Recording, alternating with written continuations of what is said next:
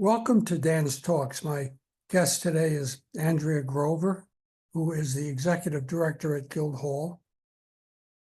And we're going to be discussing upcoming events. And I thought I would start because practically everybody knows that the Guildhall's been under great changes in the last couple of years in construction and what things look like. And I wanted to tell you a quick story. The last time Guildhall was done over was about 20 years ago.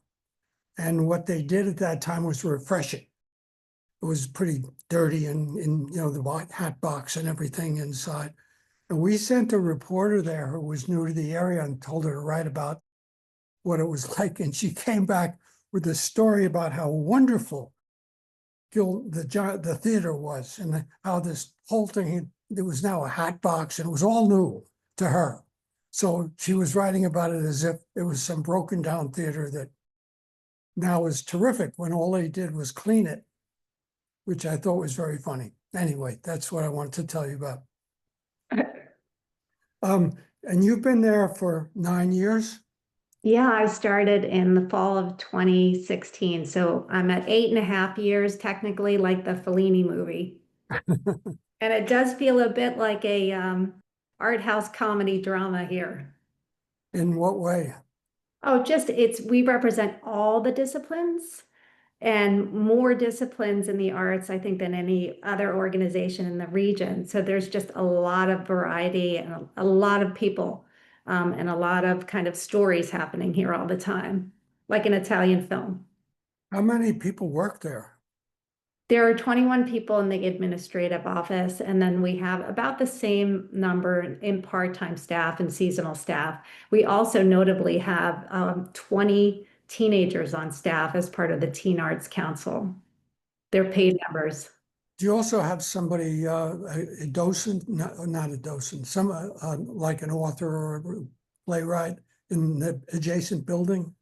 We do. We have a residency program, and it's not in the adjacent building, but it is in East Hampton. It's called the William P. Rayner Artists in Residence Program. And that program is to develop new works in a kind of purpose-built studio with whatever resources the artists or group of performers need, from pianos to sprung floors for dance to lighting, sound systems, that sort of thing. But that's so they can develop new works that will come back to our stage and then to other stages. Well, besides the stage, which we'll get to, you mentioned there were a wide variety of things in the arts, I guess, and more than even in the arts. What categories of things are you talking about? I know we do gallery shows, and what are some of the other things? So we are a fully accredited art museum. We're one of about 1,000 institutions in the US that have formal accreditation by the Association of Art Museums. That means that we have to be held to very rigorous standards for showing art and the stewardship of art objects. So the museum opened in 1931, just like the theater. And the theater, which is a 300-seat theater, has a history that really parallels theater history in the United States. So we've had a number of Pulitzer Prize winners and Tony winners and esteemed, playwrights, dancers, filmmakers, anyone who lived in the community, which is this very, special context where a lot of creative people converge in one place. Very true. What's coming up, and consider this will probably run after the 4th of July, so start there and tell us what's coming. We have a lot of dance this year.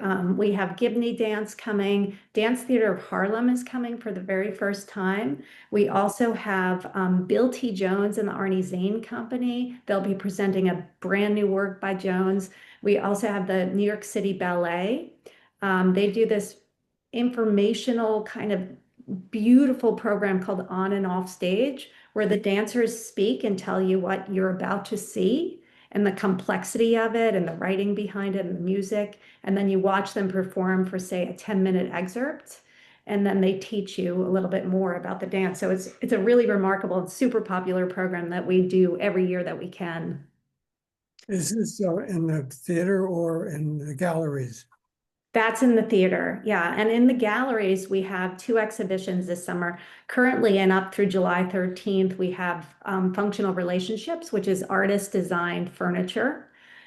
These are objects that artists make to sit on or to lay down on or to light their rooms out of available materials and materials that really reflect their values. And as part of that, Almond Zigman, an artist who lives out here in East Hampton, has created a lounge made of objects that she's put together, including her own and others.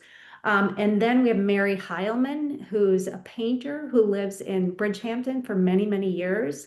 Mary will be exhibiting in August, starting August 2nd, along with the artist Joel Mesler, who will have a kind of therapy drop-in space for people to visit with the artists, learn about him and learn about themselves, really. Are there more people who would like to use the theater or the gallery than there's time and space? I think this is a very extroverted theatrical community. So yes, a simple answer is yes.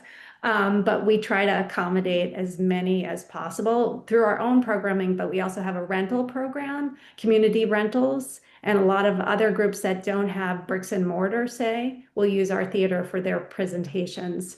But we do have a history of kind of everyone and their uncle being on our stage. I do an informal poll when I talk to crowds, and especially if they're local crowds, and I say how many people have either exhibited in our galleries or performed or presented on our stage or even just walked on our stage. And it's usually like 75 to 80% of the room, which is unusual. It is very. I think. Well, I think Guildhall is a keystone for the community, and It's rare. well, tell us a little bit about the theater. And there was such a controversy about it in that it was going to be renovated and changed around to sound better, but it would lose some of its classic, I call it hatbox look. And how did it end, and how did that work out? Oh, it worked out beautifully. And I think last week was the finest example of the whole process succeeding. We had the dancer, the principal from New York City Ballet, Tyler Peck, with her husband, Roman Thea here, and along with other dancers and musicians. And they presented an evening that Tyler herself curated. And it was spectacular because the room still retains its character, 100% of its character, with the ceiling that everyone adores. But we have lighting, acoustics, a sound system, an audio system, and you can see the footwork of dancers. You used to, because the floor wasn't raked steeply, you couldn't see dance work from the knee down. Yes. So anyone who was here had an absolutely beautiful, memorable, life-altering experience. And you don't even think about these things, but when something sounds good, you just feel better. When you can see everything, you feel more engaged. So those kinds of changes, though they may seem kind of invisible to many, really have an effect on your perception of a performance. And the performers feel better too. One of the things that always struck me about these battles between one group and another, and this one should change to that one, was the desire of mostly of the village to keep the look of Guildhall on the outside the same. And that's also pretty much was true with the library across the street. And they do. And the way it's been accomplished, I think, is kind of funny. It's going down. It's sort of like one of the offices and things are below ground now. So you can have things in the part of it, but it's almost like the only other place, and I mean, East Hampton's a real place, right? The only other place I know of where that goes on is Disney World, where everything is underground. So true. Yeah, they have like a whole police department underground. They have apparently Disney World has a little jail underground too for naughty people. In Houston, Texas, I lived in Houston. You don't have one here though, jail. We don't have one? A jail. No. No. I lived in Houston, Texas for 15 years. My husband's a Texan. And because it's so hot there, they built underground tunnels to connect all of the downtown buildings. And that was kind of fun. It was like a shopping mall, but beneath the pavement. Where are you from originally? I'm from Freeport, New York. My dad was a boat builder, I mean, he's still with us, he's 98, but he was a boat builder and a fisherman. Started fishing on the Great South Bay in 1932 as a cod fisherman. That was the first location of a printer who did Dan's papers in 1960. They have good printers in Freeport. And I was on Main Street, and I remember directly across the street from a Baptist church where they had evening services and Yeah, singing, and we worked through the night to get the first paper out. That was a long time I ago. know that church because that church was a movie theater Oh, I that didn't. became a church, and it's something of life. I can't remember. I think it's still there, but it was a church that had formerly been a movie theater because Freeport was a vaudevillian town. There were a lot of entertainers who lived there, and there was an amusement park that burned down that was like a mini Coney Island. But there were several vaudevillian hotels, so there were a number of theaters in Freeport that became, were adaptively reused for other purposes. But yes, a lot of industry too. Where what did you study to become involved with the arts? I studied art. I studied studio arts, and I went to Syracuse University as an undergraduate, and then I went to the Art Institute of Chicago for graduate school. And but I was right up until I started curating in the 2000s. I had a studio practice. I made art, and I still love to, but I don't consider myself a professional artist. I think to be a professional artist, you have to be making art continuously, and I've been on hiatus. I do watercolor How did you become the director here? of Guildhall. Yes. It's never a straight line, right, Dan? It's always like, I don't know, maybe it was for you, but it wasn't for me. So I was a studio artist. I was awarded a fellowship and moved to Houston, Texas when I was 25 for this artist fellowship, the Museum of Fine Arts. Long story short, I was very creative and young and entrepreneurial. So I started doing programming and exhibitions and showings of films that caught the attention of cultural institutions because these events were sort of participatory. They were one night only pop-up events. They were very lively. And so institutions started saying, could you do that for us? Bring some energy here, get some younger people through our doors. And I started doing that. And before long, I too was institutionalized. How did you hear about the offer? Was it an offer they made to you? How'd they find you? Yeah, well, I had met the former director of the Parish Art Museum, Terry Sultan, in Yeah. Houston, where she was the director of the museum at the University of Houston. And she was one of those people who was saying, can you bring those, energetic programs to us? So when she moved here for the Parish Art Museum job, she said, the door's open if you want to come and work with me. And I did. And so I did eventually. So I moved out here in 2011 to work at the Parish Art Museum, where I was the curator of special projects, which is code word for doing things outside the lines of normalcy. And so I did at the parish, I created something called the Parish Roadshow, which took art literally on the road to other places. And I did other programs that are popular, like the Pechacucha Night, which is where everyone has 6 minutes and 40 seconds to tell their life story. And then I guess the fun and the kind of spontaneity that I brought to the parish was recognized by Guildhall when Ruth Applehoff had decided that she was going to be stepping down. And so the president of the board at the time, Marty Cohen, invited me to lunch, and that's how it began. Do you have any connection with the Manils? Because they were big.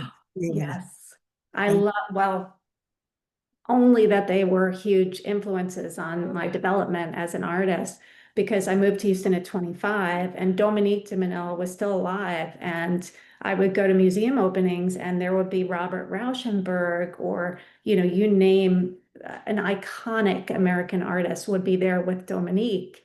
And the Menil's philosophy, which was that museums should be open late, so they're open till 7 o'clock every night because working people deserve arts and culture.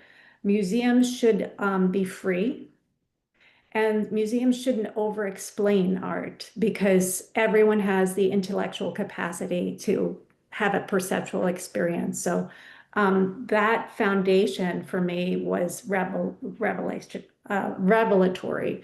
And I really love what the Menil family and Heiner Friedrich, who's out here, did for the arts, founding the Dia Art Foundation, along with Fariha de Menil.